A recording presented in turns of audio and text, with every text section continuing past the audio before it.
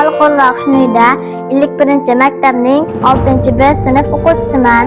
Men Kasbi tumani Mis qishlog'ida 2013-yil tug'ilganman, 19-iyulda. Men Kasbi tumanidagi 13-sonli madaniyat markazi qoshidagi yosh qalamkashlar to'garagining faol a'zosiman. Ustozim Lobar Achilova maktabga targ'ibotchilikka borganlarida tanishganmiz. Ustozim meni she'rlarimni o'qib, seni she'rlaringga yo'nalish kerak deb o'zlariga shogirdlikka oldilar. Men ustozim yoniga borganimda kichkina kitoblarni o'qishni boshladim. Hozirda katta kitoblarni o'qiyapman. Men maktab va tuman tadbirlarida faol qatnashib, diplom va tashakkurnomalar bilan taqdirlanganman. Hozir men sizlarga Mard o'g'lonlar madhi she'rimni o'qib eshitaman.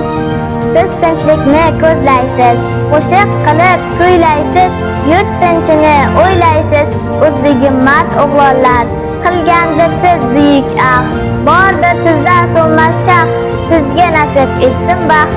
O'zbegim mard o'g'lonlar. Bizimga katta muvaffaqiyatlar tilayman.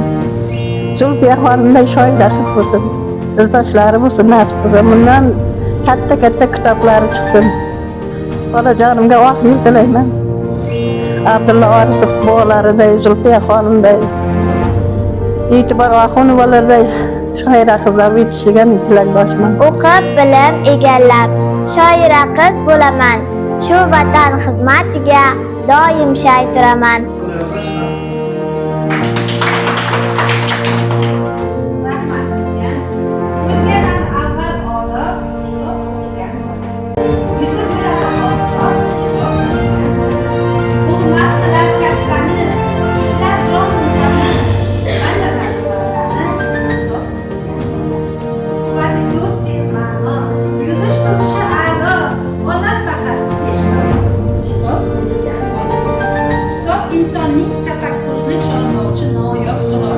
Kitobim mening do'stim, kitob ilm xazinasi, kitob bilim boyligim, obod axloq oftobi.